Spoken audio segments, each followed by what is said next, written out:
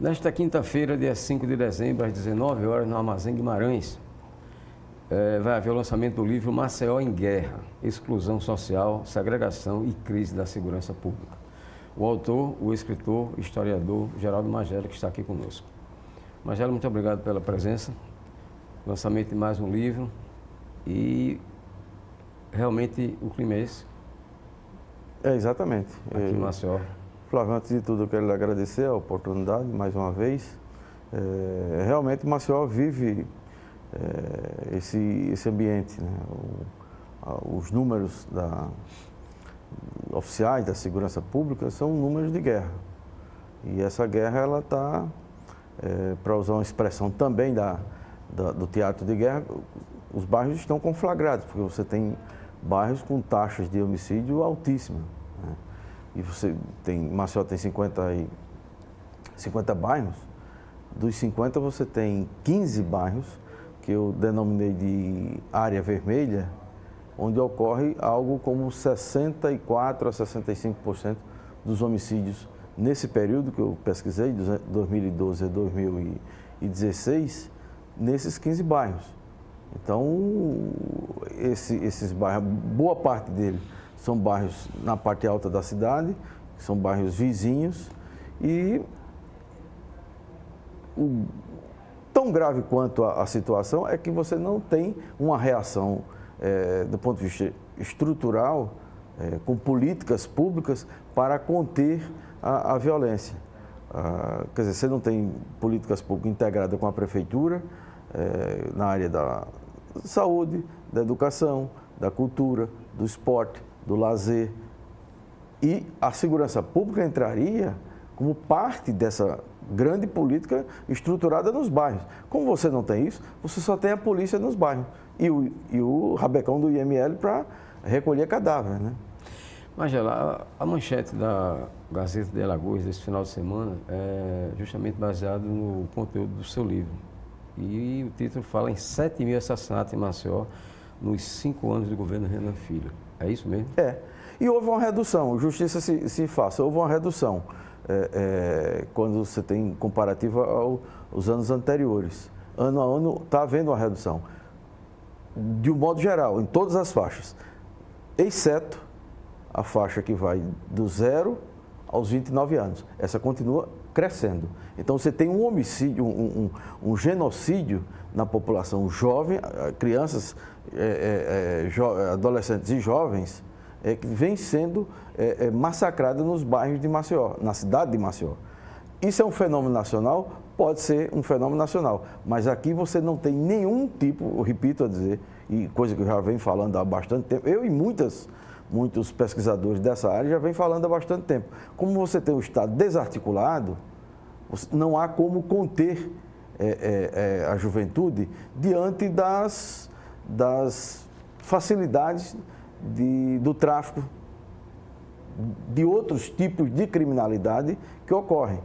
Então você não tem como oferecer como opção. Olha, você tem um campo de futebol, você tem a quadra, você tem o jogo de xadrez, você tem a biblioteca, você tem a possibilidade de se profissionalizar. Não há nenhuma opção desse tipo oferecida para a juventude. Então a opção que a juventude encontra como a opção de renda e também de um certo fetiche pelo poder que o tráfico oferece, elas vão.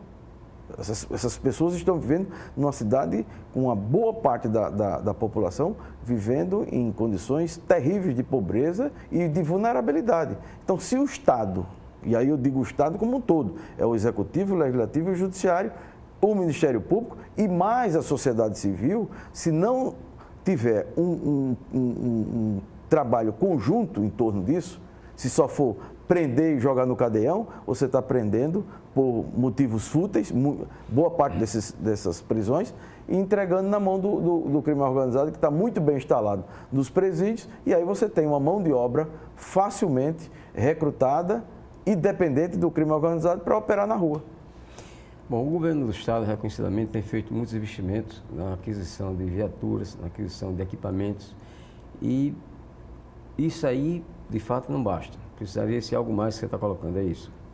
No mundo inteiro, onde só investiu nisso, não houve redução da violência.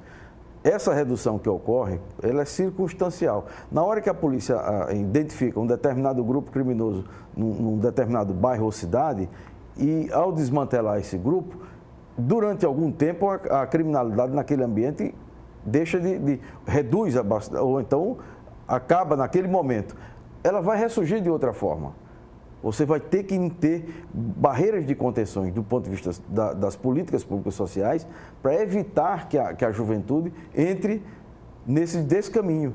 Então, como isso não tem um Estado estruturado, você vai ter a polícia como a única opção que o Estado oferece para conter a violência. Não vai conter. E a polícia também é fator de violência. Magela, qual o impacto das drogas nesse contexto de violência em Maceió? É grande, mas ninguém pode mensurar, porque não há estudo concreto sobre isso. Veja, acontece um homicídio no bairro, cara, não, isso aí foi a briga de facção, isso aqui foi acerto de conta com o tráfico que comprou e não pagou, etc. Então, tudo isso fica no limbo de você botar na conta do tráfico. E nem todos os crimes que estão ocorrendo em Maceió, ou vêm ocorrendo em Maceió, e em boa parte do Brasil, é originário disso. Você tem outros fatores que estão agindo na sociedade que desencadeiam essas ações violentas e, muitas vezes, o homicídio. Por exemplo, torcida de futebol. É fácil você dizer, não, a torcida A, ou B ou C, ela está lá com o que tem o tráfico, tem isso, tem o comando. Não é bem isso. Não é bem isso. Pode ter isso? Pode. Mas tudo não pode ser isso. É muito simples você debitar na conta do tráfico esse tipo de problema. Bom, um outro problema que está acontecendo no momento, nesse exato momento, é o fato de o governo não querer remunerar adequadamente aqueles policiais, principalmente delegados, que estão ocupando 2, 3, 4 delegacias ao mesmo tempo. O governo não está querendo oferecer a contrapartida em termos financeiros. Estão trabalhando mais e ganhando a mesma coisa. Até que ponto isso influi? Esse quadro diminuto veja quantos mil inquéritos não foram concluídos. São milhares de inquéritos que não foram concluídos. Então, há uma certeza. De cada 10, talvez um, seja um homicídio, um inquérito seja concluído satisfatoriamente. Não significa que você se conclua os inquéritos do ponto de vista satisfatório. Você pode concluir no chute, que boa parte acontece isso. Porque você tem uma quantidade muito pequena de delegados desmotivados e você não tem uma segurança pública que ela seja capaz de gerenciar. Dos fatores na segurança pública é a questão da gestão. A gestão da segurança pública hoje é semelhante a de 10, de 15, de 20, de 30 anos. Você tem algumas ferramentas modernas que vem sendo usada, mas a modernidade não entrou integralmente na segurança pública. Então você tem um hiato entre esse descompasso de gestão, o que está acontecendo de não ter políticas públicas e o crescimento exponencial das ações das organizações criminosas. Então você tem tudo isso por quê? Porque você tem um mercado de droga. As drogas não são uma coisa que ela apareceu, caiu do céu. As drogas têm um mercado. Se tem mercado e tem consumidor, isso vai sendo operado com muito mais rapidez do que todas as ações do Estado. Magela, que avaliação você faz desse projeto Ronda nos Bairros, que começou há cerca de 2, 3 anos atrás? Olha, veja, você cria a Ronda dos Bairros e acaba praticamente, ninguém fala mais na polícia comunitária, ou a polícia de aproximação. Todos os países que investiram cientificamente nesse tipo de policiamento, o resultado é satisfatório. Todos, pode pesquisar em todos.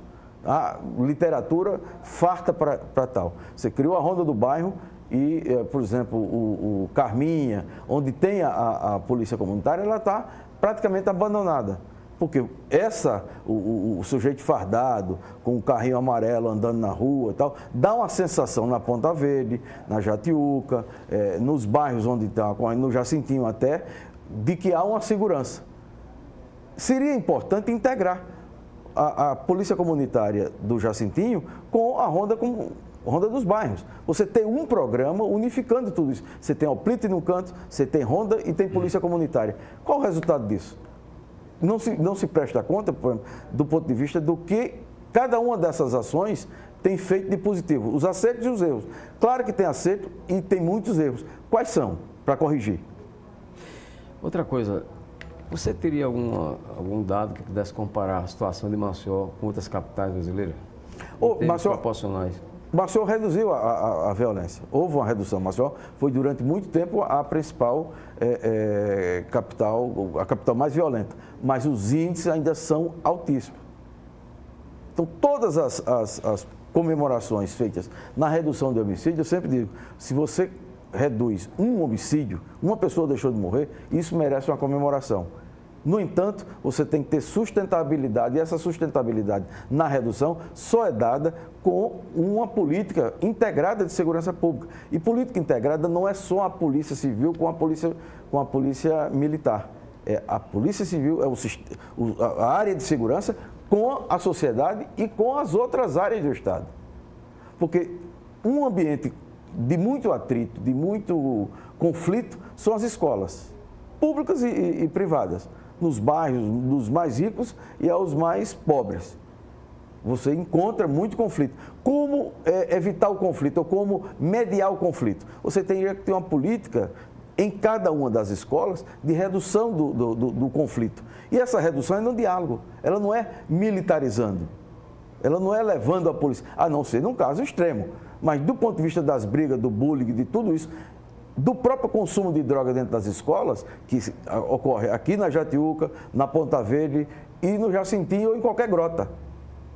O consumo de droga existe nas escolas, como existe em qualquer canto da sociedade, em qualquer área da sociedade. Então, como você mediar esse conflito? Como reduzir os danos?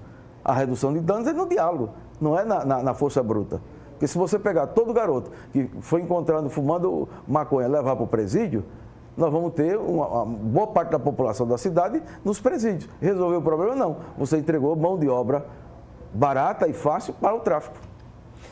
Bom, Magela, o seu livro Maceió em Guerra, Exclusão Social, Segregação e Crise da Segurança Pública vai ser lançado, repito, nesta quinta-feira, às 7 da noite, no Armazém Guimarães. E eu lhe pergunto, aonde adquirir esse livro depois do evento? Olha, esse é o grande problema de Maceió. Nas redes sociais eu vou colocar e vou tentar falar com algumas poucas livrarias que aceitam livros de autores alagoanos. Esse é o drama de todo autor, todo escritor alagoano, é ter aonde comprar após o lançamento. Por que? Isso é só com o autor alagoano? Porque você, por exemplo, para botar na livraria leitura, você tem que mandar o livro para Belo Horizonte, para eles aprovarem em Belo Horizonte. Isso demora 6, 7 meses. Então, as grandes redes do shopping, elas não pegam, ela pega, por exemplo, de uma editora como a Edufal. Está lá os livros da Edufal. Os meus livros publicados pela Edufal, alguns se encontram lá. Os outros que não foram publicados pela Edufal não vão para lá. Porque tem que ser aprovado lá em Belo Horizonte, na sede da livraria. Ok, nosso muito obrigado então ao escritor e historiador Geraldo Magela pela sua presença aqui em Conjuntura pela TV Mar, canal 25 da NET. E muito obrigado também a você, telespectador, por nos acompanhar.